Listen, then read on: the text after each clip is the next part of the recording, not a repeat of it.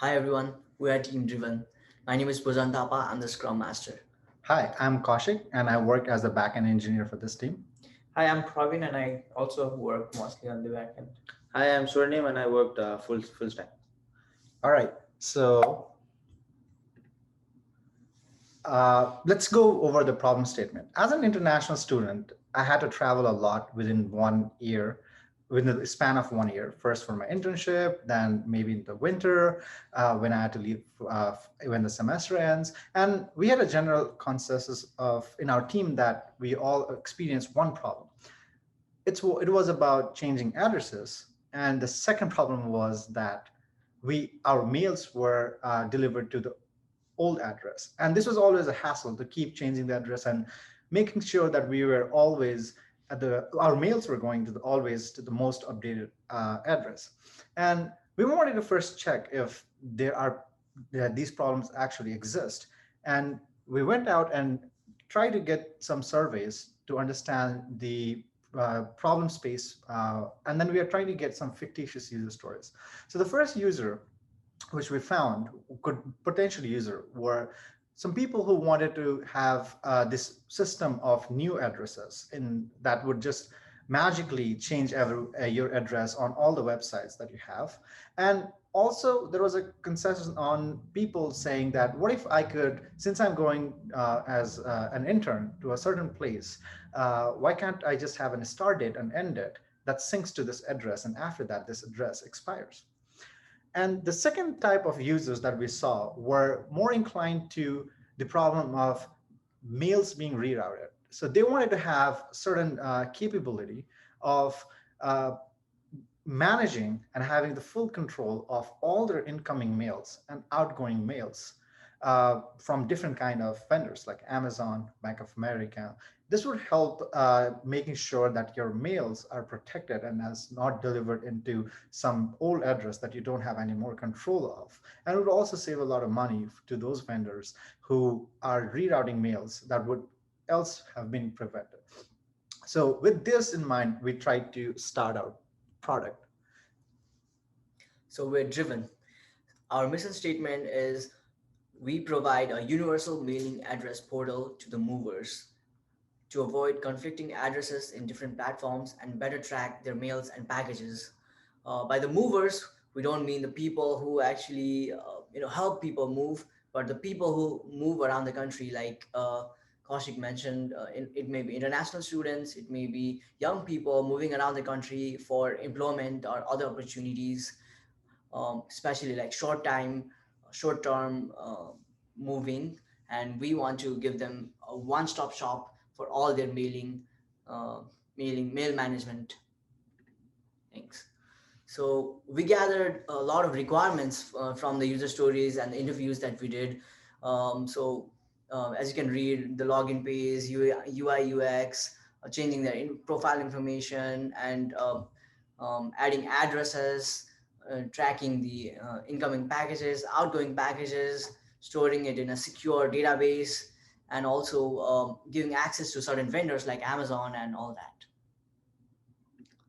Next, based on those requirements, we created a bunch of features that we wanted in our MVP. So all the features that you're seeing here, the sign up page, creating a profile, editing addresses, getting the tracking the packages, rerouting, blocking the vendor, canceling, like all these things are implemented in our MVP that we are going to demo later. So this is a traceability matrix where we match features and requirements and we assign to one of our teammates. Uh, we can see here that features are listed on different columns while requirements are listed as rows, and on each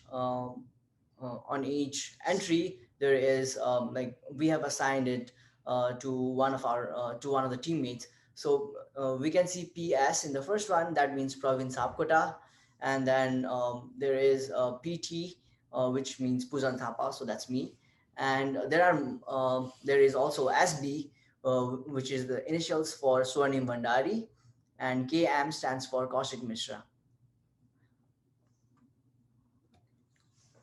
So when you're talking about the architecture, we have like a few basic components. Like we are using Flask as our web framework because everyone else was familiar with Python for a long time, and then we use Jinja templates so that we could create like modular elements that we could use across the applications, so that we wouldn't have to write like the same HTML and CSS codes again. And we use CSS. We used specifically Bootstrap CSS, which looks fairly modern, so it suited our requirements. We did all our project organizing in GitHub. We maintain a repo, and we also maintain an organization where like each one of us is a member, and we maintain a project board. So we did not just focus on the product, but also on the process. We held scrums, took like topics to discuss about what we're working on, and then updating the boards as well as the scrum reports. And yes, so we had a base prototype of our product, and that was based on MySQL, no, SQLite, sorry. And we had to migrate to Firebase because like our requirements about the data schema had changed a little bit, and we had to iterate on that a lot of times. And like since we are already following agile methodology, we wanted the freedom to like change the schema more as we built the product more and more. So we changed, so we migrated to Firebase at some point, and that allowed us a lot of features, and it was also free. We could also host our project there. We could do easy authentication, and the thing is, it tied up nicely with our application because we could extend it easily. Uh, yeah, and I'm going to talk about the schema that we're following. So this is the base schema. It looks kind of like the SQLite schema, but then the coupling is less here because there's no concept of foreign keys and stuff like that, and we need to maintain that ourselves so that like there's less errors and like troubles well during the development phase. Yeah. Yeah, for testing, we did three types of testing: unit testing, integration testing, and end-to-end testing. All of these were done in Python. The end-to-end testing was particularly difficult because we have to make sure that all the endpoints worked. Yeah, so for us, the milestones, as we know, this project was a two semester project. So in the first semester, we had to collect user stories and collecting features and requirements. And then we had to also make certain documents like the product specification documents and other things. And this semester, we tried to migrate from locally to SQL hosted Firebase. And then right now, as we are presenting, we have like our MVP with the product specification doc and demo video. So this is the value proposition for our product. As we have already explained, it is there are two parts of it. For the end user, basically they can manage all their addresses and all their mails and packages coming to potentially multiple addresses in a single spot. And also for the vendors, it is very easy for them because they can send the packages to the correct address, which is going to save them a lot of money for missed for wrong kind of shipping. That is obviously a major issue for the vendors.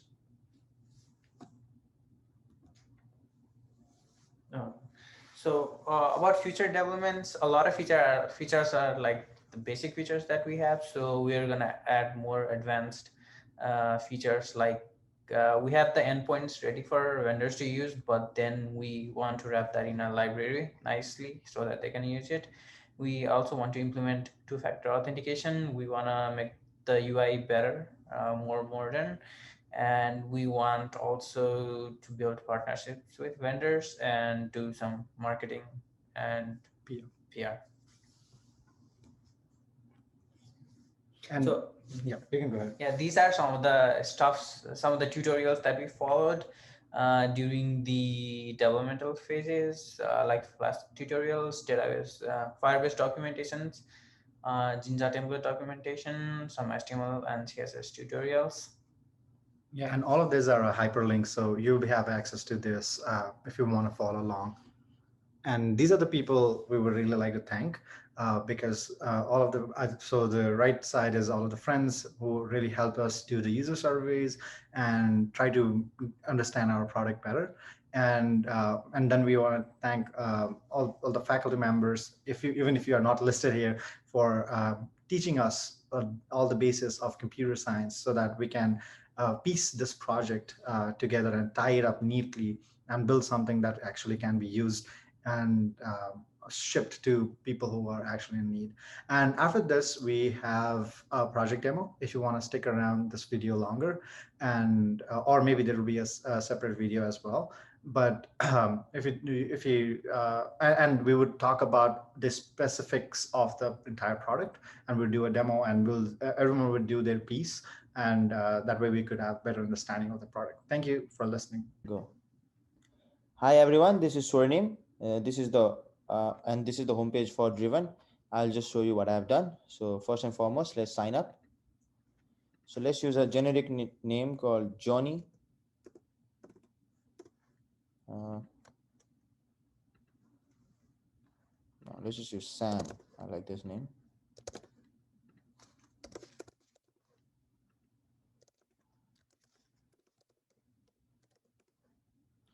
I will use a simple number and the password. I'll use a short password here. So we have signed up. Now let's go to the home page and let's log in.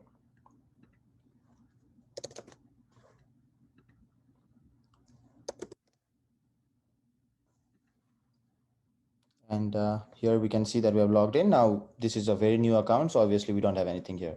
So let's just log out. Now I'd like to hand it over to Poojan. Hi everyone. So in this section, I'm going to show you the profile section, and this is something that I've worked, and then I'm gonna take this Anmol's account, and here let's go to the profile page. So here we can see the username and his phone number, email, and the primary address. So there are a bunch of things that we can do. We can change the first name. Let's say like Anmol is here. We can say something like ANNMO. Okay, so now it is reflected in the change is reflected. Same thing, we can change the last name. We can change the phone number. We can type like, oh, okay, I changed the phone number. Okay, so and all these changes are saved. And also we can change the email, and the primary address is part of the other addresses, and we're going to discuss about it in a bit. And lastly, we have the change password option, which will allow the users to change their password. And now I would like to pass this to Praveen. Hi, I'm Praveen. I'm gonna show what we can do about the addresses. So here we can see in Anmol's page all the addresses that he has listed. His primary address is this, and these are his currently active addresses. These are the addresses that he had used before and he are like currently inactive. He can add an address, let's say 123 Street, let's say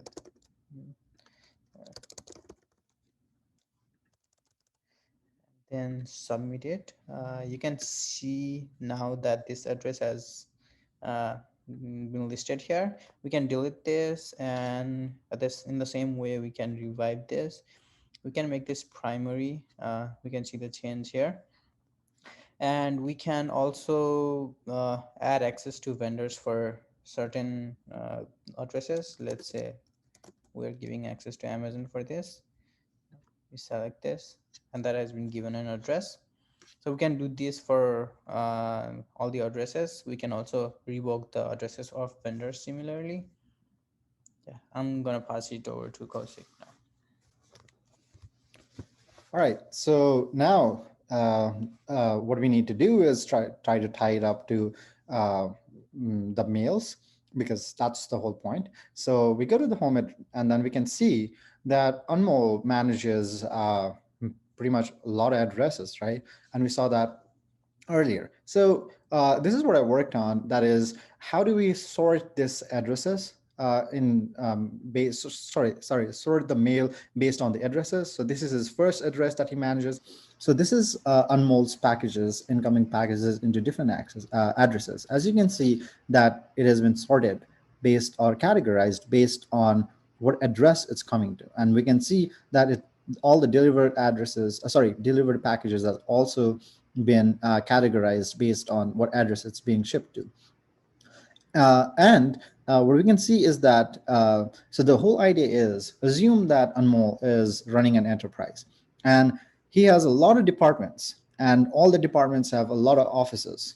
And now you want to manage this enterprise, and this whole supply chain depends upon manufacturing and engineering teams shipping things from one place to another, right? And you want to be on top of your game, and you want to know what mail is coming where and has it been delivered to meet all the deadlines. So now imagine a situation where one office has been moved from one location to the other location, and let's say the manufacturing team has been moved, and still you're getting all your raw materials in your old address. That does not make sense, and we don't want that to happen, because that would be a lot of money to ship, let's say, raw materials like steel or iron for cars. So it's going to take a lot of time and money to change that problem, unless we manage all these addresses and prevent that from happening. So as you can see, that this is all the addresses that all the mails are coming. And if somehow there is something that doesn't match, for example, if this mail has been shipped to this address and it doesn't match the mailing address, we are going to red flag this, and our API is going to reroute it. So let's try to get the vendor side of this. Imagine Amazon is shipping all of this.